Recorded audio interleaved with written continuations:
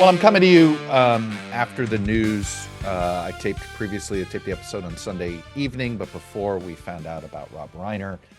And I'll be honest, when I think about the introduction to the episode earlier for my podcast, and it was focused more of what happened in Australia, by the time I woke up Monday morning, it was felt like a totality of just grief, had sort of been piled on top of us. Whether you're thinking about what happened at Brown University, what happened in Australia, and then just the gruesome attack on Rob Reiner and his wife, and the murder of those two. It was just collectively, just you wake up in sort of a funk, feeling just really, just I can't, look, everybody processes these things differently. I don't want to assume other people are processing, but you're just feeling really just down, you know. I happened to actually, my wife and I just watched Spinal Tap 2 Friday evening. It was, we were looking for something to watch. We finished Pluribus and we weren't ready to fall asleep. We had seen the new episode of that, and I was like, oh, I've been meaning to take a look. And I think the second Spinal Tap finally started streaming this weekend, so it was getting certainly promoted on my algorithm because I am a Gen Xer, right? I am the target audience for this. And in fact, my wife and I were remarking, just, not all of these sort of throwback sequels work, right? You've heard me say Naked Gun didn't work, but this one worked. And it was because Reiner knew, just understood whatever it was. He understood what Spinal Tap was trying to be, what they were. And it was just sort of, it was just well done. Not all those sequels are easy to pull off. Sometimes they're just simply money grabs. This one didn't. It felt, sure, there was an opportunity, but it felt like it was well constructed, well thought out, and had the right amount of throwback and look forward. And then I saw what the president said about Rob Reiner, and it was so disgusting. It was so awful. It was so classless. And I know we're all exhausted from being exhausted by him, right? But at the end of the day, whether we like it or not, the President of the United States is our representative, is our collective representative. And, I certainly go in the voting booth thinking about that. Is this person the best representative of America?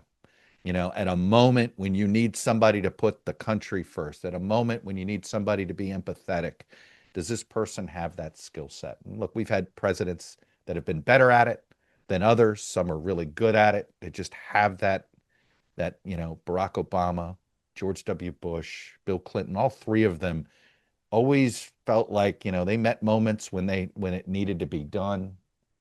Ronald Reagan would meet moments when he'd done. H.W. Bush, he had a harder times at times. It maybe explains why he didn't get a second term, right? Bill Clinton just had that extra it factor to it.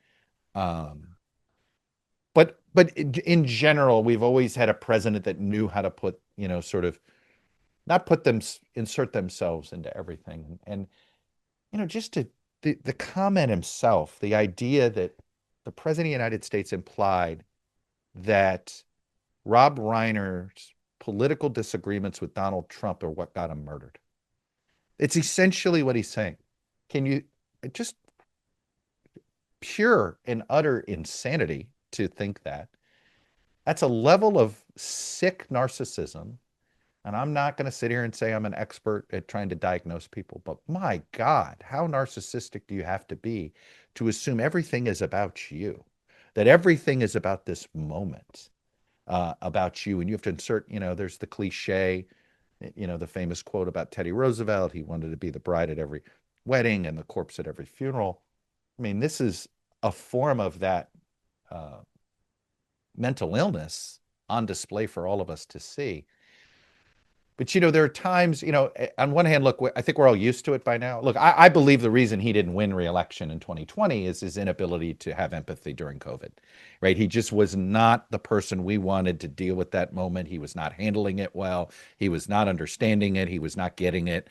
And it was just like, we need some restoration of normality. And Biden was seen as sort of a comfortable figure, a previous vice president. He sort of he knows how to, he understands the rules of the road. He will do those basics right. He will show the right amount of empathy. He will work, not try to exploit people, the way Trump could be so exploitive of a moment.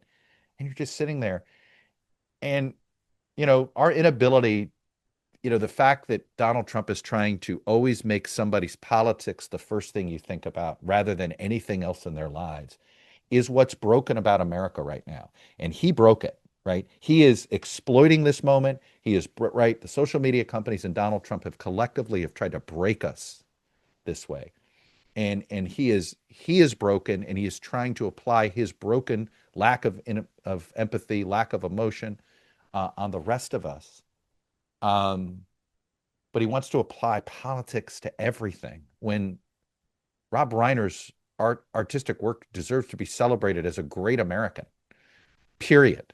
Okay, no matter his politics, he provided art that entertained so many of us left and right. Ted Cruz's favorite movie is Princess Bride. Ted Cruz probably knows every single line. I know Ted Cruz and Rob Reiner don't share the same politics, but Ted Cruz loved Princess Bride, loved the creation of Rob Reiner. And I think no matter what you think of Ted Cruz, the last thing I think he would do is behave as horrendously and as inhumane, and that's what this was, um, as Donald Trump did about this.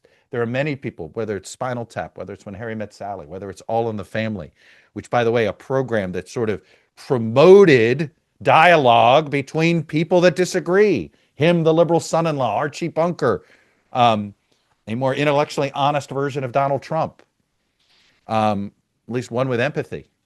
Um, and I'll tell you, it is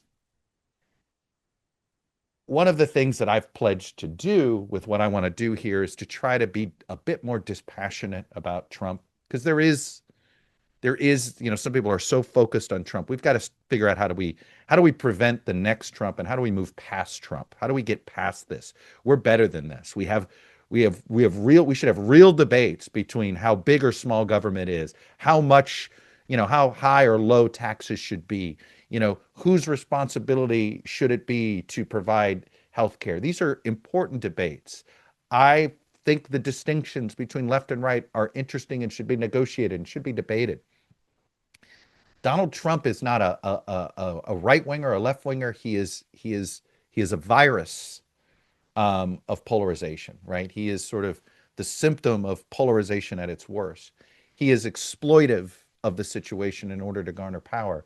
But he is not representative of real conservatives. He is not representative of normal acting human beings, regardless of where they are on the political spectrum, who know that when there's a tragedy, my goodness, the man has not been buried yet. His family and friends are still trying to figure out what the hell happened. There hadn't even been an arrest yet at the time that he puts out this tweet.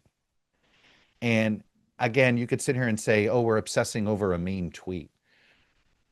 But he's all of our representatives, right? At the end of the day, our president is our president. And it is embarrassing. It is classless. And I'm going to quote my friend David Brody of the Christian Broadcasting Network. He put it in another way. He called it sad, because what it tells you, it says so much about who Donald Trump is, right? He's a man with, I've brought this up before. He is so broken emotionally. He has no there's no set of people that are his friends. The reason he has to go out to the Mar-a-Lago dinner table all the time and to celebrate with is that he has no personal friends. People, it's clear there aren't people that are around him because they want to be close to power and they think they can grift him or exploit him. People don't hang around with him. Maybe they hang around with him because he's entertaining for all the wrong reasons. Like, you can't believe what he'll say. You can't believe the gossip he wants to gossip about. So he's sort of like a shock jock, right? It's entertaining. But you realize you don't want to leave your kids with him. You don't want your grandkids to learn from him. Um, you don't want um, people to copy that behavior. And, he it's so funny. He's so desperate to be famous, and he's so desperate to leave a legacy. He's leaving a legacy, and it's people are gonna they're gonna they're gonna race to erase him in different ways. He's trying to force his way onto the zeitgeist of America, right? He's going to insert himself into America's 250th birthday. He wants to put his name on the Kennedy Center. He wants to put his name on the White House so that, there's the Truman balcony and there'll be the Trump ballroom, right? He's hoping that that's somehow going to give him something that I guess life has not been able to give him, right? He has been sort of one of the most successive failures in American history, right? He's a failed casino owner, a failed developer, a failed um, uh, owner of golf courses, meaning that he's never made money on these businesses, and only his political power and fame has allowed actual value to be created with his developments and all of this stuff. But he was actually failures at all of those things. Probably the most successful thing he was able to do was have a TV show in The Apprentice. That was a failure until a success until it became a failure. And ultimately, he's going to be considered a political failure. He knew how to get elected. He knew how to get campaigning. But when you behave this way, right? It's I, everybody, I'm sure that has had a moment where you've had a tragedy in your life. You always remember the people that surprised you in the positive or negative. And this is one of those where, in some ways, Trump isn't surprising by his behavior. But I think this is one of those where even those that want to defend him, and I know that there are people that voted for Donald Trump who didn't like him. And in fact, he is sort of I call it the a-hole constituency, right? Meaning there are people who believe politics is so unseemly, is such a sort of pit of grimy people and grifters that, hey, guess what? It's going to take an a-hole to govern and to get involved in politics. I know there's some people who think that.